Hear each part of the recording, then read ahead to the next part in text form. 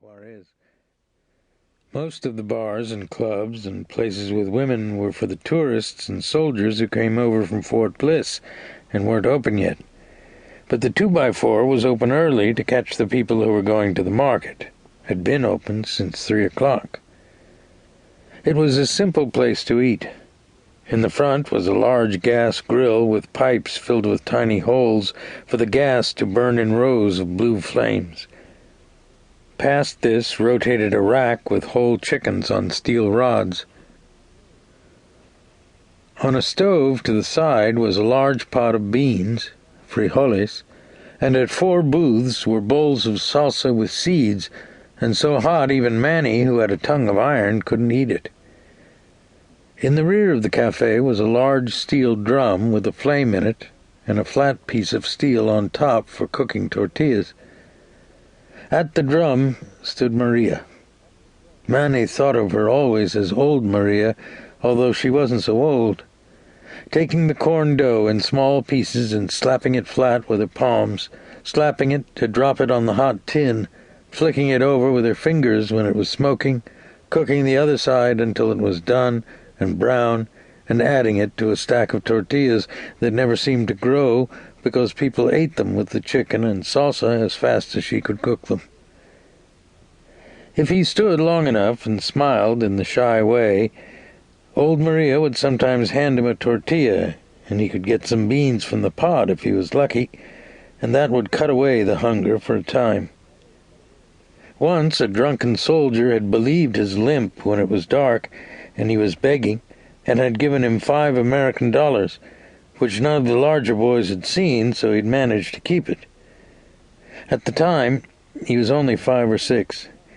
He didn't know his true age, and $5 American was a fortune. He had taken it to the 2x4 and bought a chicken and tortillas and Pepsi-Cola, and had eaten and eaten until nothing but bones remained. That had been a time, that day. He hadn't gotten full, but there had been something close to it, and he could still close his eyes 8 years later and remember the taste of the grease and the garlic on his face, the feeling of his stomach swollen with food and not with hunger.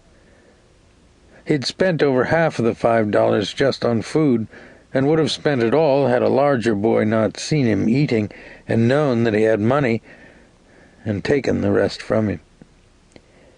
Even so, with just half of it, there had been much food, a whole chicken, and a stack of tortillas. He arrived at the back of the 2x4 and stopped outside the screened alley door. It was hot in the alley, and the garbage smells were getting strong, but still the odor of the cooking chicken and the scorching tortillas rolled through the screen and took him. His stomach rumbling, he looked through the screen to see Maria standing by the metal cooker, and he smiled, the shy smile. "Hello, beautiful lady. How is your morning?" Maria looked through the screen and laughed. "I could set my watch by you, if I had a watch.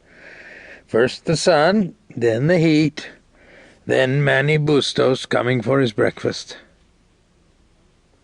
She finished slapping a tortilla and threw it on the tin, flicked 4 of them over, then picked up some corn dough and started making a new one.